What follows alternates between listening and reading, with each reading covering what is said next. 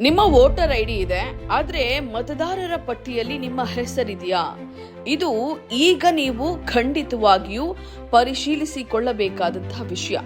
ಕರ್ನಾಟಕದಲ್ಲಿ ಮತದಾರರ ಪಟ್ಟಿಯ ವಿಶೇಷ ತೀವ್ರ ಪರಿಷ್ಕರಣೆ ಅಂದ್ರೆ ಸ್ಪೆಷಲ್ ಇಂಟೆನ್ಸಿವ್ ರಿವಿಷನ್ SIR ಪ್ರಕ್ರಿಯೆ ಭಾರೀ ಚರ್ಚೆಗೆ ಕಾರಣವಾಗಿದೆ. ಈ ಸಂದರ್ಭದಲ್ಲಿ ಮತದಾರರ ಪಟ್ಟಿಯಲ್ಲಿರುವಂತಹ ಹೆಸರು, ವಿಳಾಸ ಮತ್ತು ಇತರ ವಿವರಗಳನ್ನ ಪರಿಶೀಲಿಸಲಾಗ್ತಾ ಇದೆ.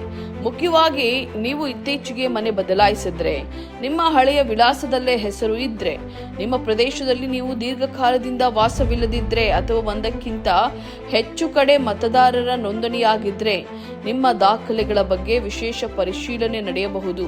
ಅಷ್ಟೇ ಅಲ್ಲ, ಮೃತಪಟ್ಟವರ ಹೆಸರುಗಳು, ಸ್ಥಳಾಂತರಗೊಂಡವರ ಹೆಸರುಗಳು ಮತ್ತು ಡೂಪ್ಲಿಕೇಟ್ ದಾಖಲೆಗಳನ್ನು ಗುರುತಿಸಿ ಪಟ್ಟಿಯನ್ನು ಪರಿಷ್ಕರಿಸುವ ಕ್ರಮ ಕೈಗೊಳ್ಳಲಾಗ್ತಾ ಇದೆ. ಹೀಗಾಗಿ ನನ್ನ ವೋಟರ್ ಐಡಿ ಇದೆ, ನನ್ನ ಹೆಸರು ಖಂಡಿತ ಇರ್ತದೆ ಅಂತ ಹೇಳಿ ಸುಮ್ಮನೆ ಇರಬೇಡಿ.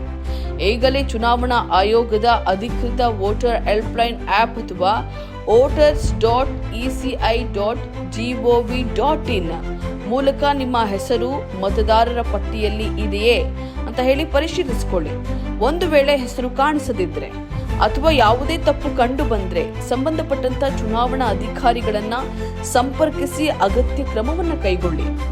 ಯಾಕಂದ್ರೆ ಚುನಾವಣೆ ಬಂದಾಗ ಮಾತ್ರ ಮತದಾನದ ಹಕ್ಕಿನ ಬಗ್ಗೆ ಯೋಚಿಸೋದಕ್ಕಿಂತ ಹಿಂದೆ ನಿಮ್ಮ ಹೆಸರು ಪಟ್ಟಿಯಲ್ಲಿ ಇದೆಯೇ ಅಂತ ಹೇಳಿ ಖಚಿತಪಡಿಸಿಕೊಳ್ಳೋದು ಬಲು ಮುಖ್ಯ.